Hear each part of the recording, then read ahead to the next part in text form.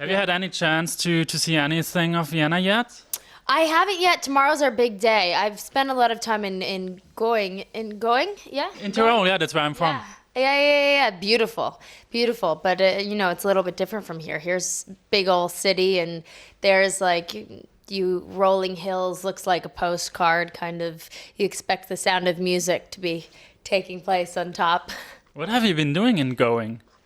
Vladimir trains there, and so does Vitali, so I stop by training camp sometimes. And you do some sports there too? You can go biking, swimming, hiking, everything. You can. You know what? When I'm there, I generally, because there's never really been girls in training camp, and so I've always been an athlete, and I've always wanted to go there, and I was like, if I'm going to go, I'm going to be one of the guys, I'm going to eat when they eat, go to the gym when they go to the gym, so I basically am on the exact same schedule as them.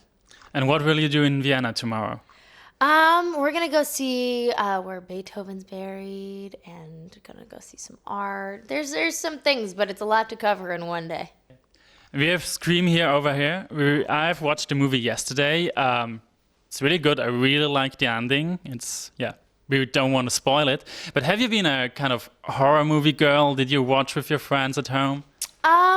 I did when I was younger. I used to love scaring myself to death, and as long as I had my parents' bed to run into. But then I had to live on my own, and then I didn't have my parents' bed to run into anymore, so I had to ban all horror movies. I was like, I can't see any more horror movies.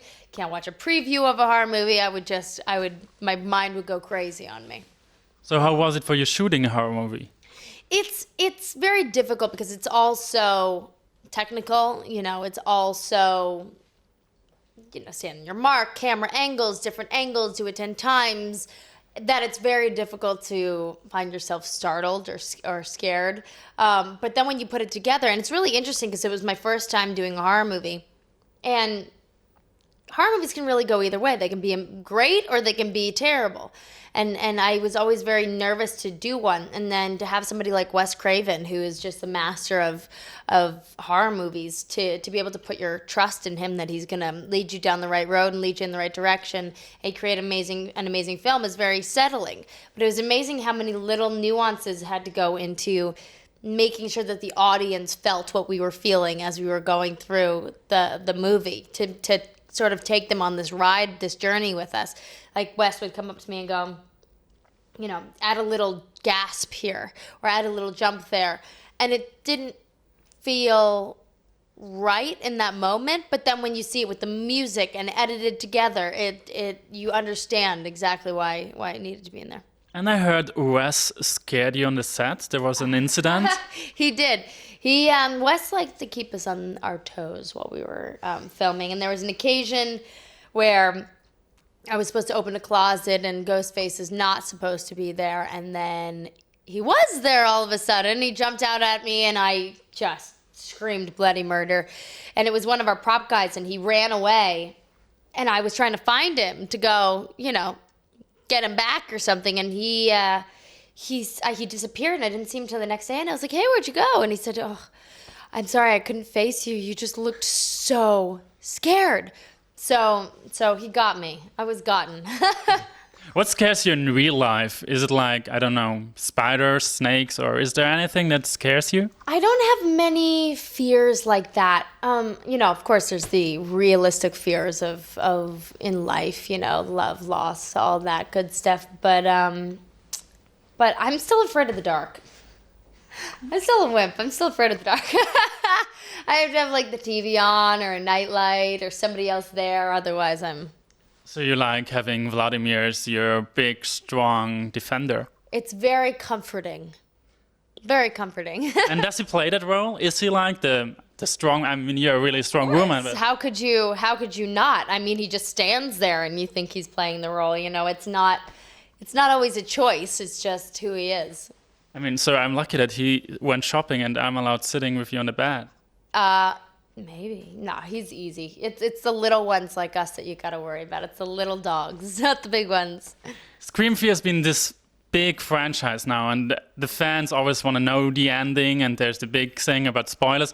How was it to keep the plot secret? I heard there were lots of secrecy measurements taken. There was actually, it was the strangest thing I've come across, but they had somebody, I think they were in Europe, they were in France or something like that, and they had to fly the middle section of the script to me to watch me read it and take it back. There was no beginning, there was no end, and that was an interesting, very interesting. And you have to sign your life away, and it's almost like one of those feelings. If you said anything to anyone, even secretly, like SWAT would come in from the windows, and you'd be whisked away to some torture chamber. I don't know, but it's very undercover. But rightfully so, considering it's one of those films where if something like that does get out, it doesn't really work anymore. And was it like that on set too, that it was really closed and nobody could get near the set, or? Yeah. I mean, we were in the middle of Ann Arbor in Michigan, and outside, so it's not like there was a lot of people who were coming in and out, but they were very protective of it. In the movie, there's kind of this generation conflict, or there's the older generation of the old Scream cast, and there's Emma Roberts, and I've got the impression that in Hollywood, more and more, there's this new generation coming up. How do you feel about it? Do you feel like part of a new Hollywood generation who will get the big roles now? Of course, every generation is a new generation in the industry. Different roles, different personalities, and luckily there's that competition aspect to it, but there's also different roles for different people. It's different types. Like I look very different than Emma, and depending on what it is that they want for the role, depicts who's going to, play that role. So luckily within the industry, there's a lot of different characters to play. There's a lot of different roles, a lot of different movies, and hopefully we all get our fair pick. I mean, you got known here in Europe especially for your tough role in Heroes, where you are the cheerleader and stuff. And I've read somewhere that you're afraid of being typecasted, always being the sporty, the tough, the energetic, young, blonde one. Yeah, I mean, it's less sporty and athletic, like. It's just when you're on a show for 4 years like I was on Heroes, and it's such a specific character, and you're in people's homes every day, people also, they always associate you with that. They always think of you as being that character, and especially, having a very specific look. I knew that was always going to be kind of an uphill battle for me. That was always going to be something that I had to do to prove myself, that I didn't only have the ability to just play that one role. So I feel like I've gotten some great opportunities, and with the Amanda Knox film and with Scream, I really feel like I've changed it up a bit and gotten that chance to really do something different. Talking of Amanda Knox, that's another connection from you to Austria, because Robert Stornholm, he's Austrian. He's amazing man. I love him to death. He's got such an energy about him. He's one of those classic directors who falls in love with their leading ladies and just has this like ongoing romance with life and food and wine, and he's an incredible person to be around. And he's a good cook. I've been in his villa in Malibu, and it was so good. He's amazing. Yeah, he's a great cook. Cooked us lots of borscht and all that. He's an amazing cook. He's just got that, that jig about him. So you're doing the transition from TV to movies right now. What is it? What are your aims? What are like roles you really want to play? Do you like staying in action, or would you like to do comedy, or? I'd like to do all of the above. That's one of the things I love so much about this industry and acting is being spontaneous, is that nothing's ever set in stone, and you never know what your next project's going to be, or with whom, or where, or whether it's a comedy or a drama or a romance, and I never like to try to predict what's going to be next. I love to go with the flow and just be excited by it. You hit the headlines this week with your appearance on The Ellen Show.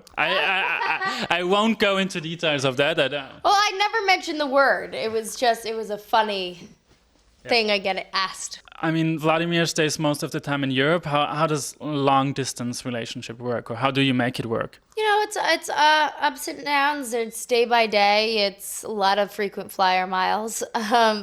It's you know, it's always work, but you know, everything's relative.